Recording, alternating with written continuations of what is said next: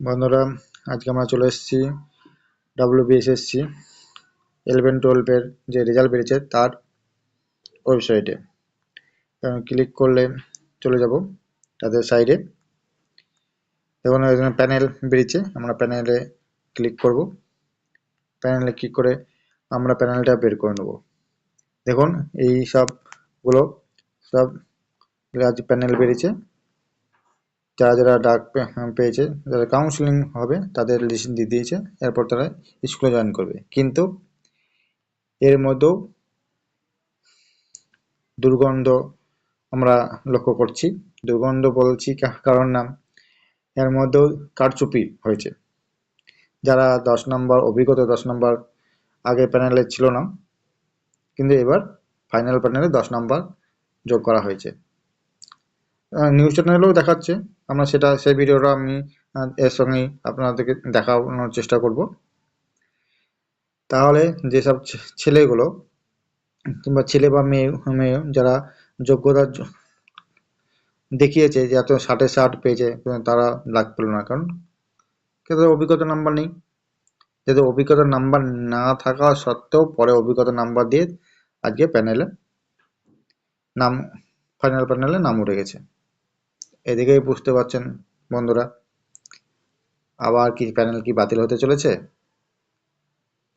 এই 10 নম্বর, সেটা তো ভবিষ্যতে দেখবো। এই 10 নম্বর তো আপনার কোর্টে, অমৃতা ম্যামের কোর্টে কি হবে সেটা তো দেখার বিষয়। এই 10 নম্বর আগে দিবে না পরে দেবে, না 10 নম্বর পুরোপুরি বাদ যাবে। যা কোর্টের যা অবস্থা দেখে বুঝতে পারছি যে কিছুই হয়তো বাদ যাবে না, যেরকম চলছে হয়তো সেরকমই চলবে। কিন্তু এর মাঝে যে কালকে প্যানেল বের করেছে, এর মধ্যে যে 10 নম্বর অভিজ্ঞতা এক্সট্রা দিয়ে প্যানেলকে বের করেছে, তা থেকে বোঝা যায় এর মধ্যে কুছ তো বাত হ্যায়, ডাল মে কুছ কালা হ্যায়। এখন সেই ভিডিওটা আমি পেলে করার চেষ্টা করব, যেটা নিউজ চ্যানেলে চলছে 10 নম্বর অভিজ্ঞতা। ওইখানেই এসএসসি কি বলেছে আপনারা বুঝতে পারবেন। প্রাপ্ত নাম্বার একাদশ দ্বাদশে রাতারাতি যোগ হলো কয়েকজনের অভিজ্ঞতার নাম্বার। গতকাল রাত 8টা নাগাদ এসএসসির প্যানেল প্রকাশ হয়। প্যানেল প্রকাশের সময় কয়েকজনের অভিজ্ঞতার নম্বর ছিল 0। আমাদের সঙ্গে সরাসরি রয়েছেন আমাদের প্রতিনিধি সুমন, রয়েছেন আমাদের সঙ্গে।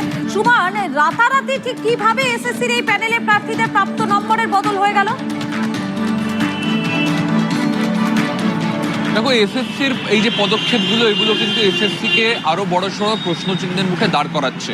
তার কারণ প্রথমে যে প্যানেল প্রকাশ হয়েছিল, পরবর্তীকালে দেখা যায় সেই প্যানেল, সেখানে কিন্তু বেশ কিছু আপডেট আনা হয়, বেশ কিছু জায়গায় বদল আনা হয়েছে।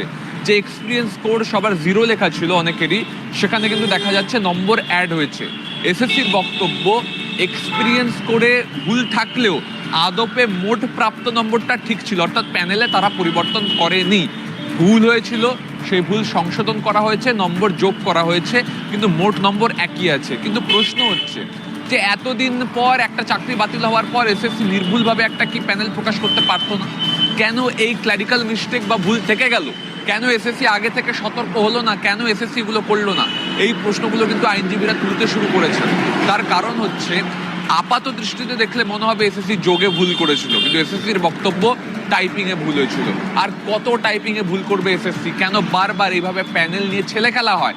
এই প্রশ্ন কিন্তু ইতিমধ্যে উঠতে শুরু করেছে মধুকল্পিতা।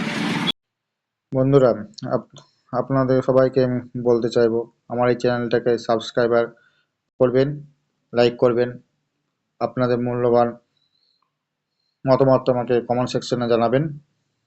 তাতে আমার এই চ্যানেলটাকে গ্রোথ করতে সাহায্য করবে এবং মোটিভেশন পাবো, যাতে অন্য সব ভিডিও তথ্য তুলে আনতে পারি আপনাদের কাছে। আর সবাই আপনাদের বন্ধুদের কাছে সব শেয়ার করে দিবেন এই চ্যানেলটা, আর চ্যানেলটা সাবস্ক্রাইব করবেন, আর বেল আইকনে ক্লিক করবেন যাতে সব আগে আপনার কাছে আমার ভিডিওটা পৌঁছে যায়। এই ভিডিওটা প্লে করি।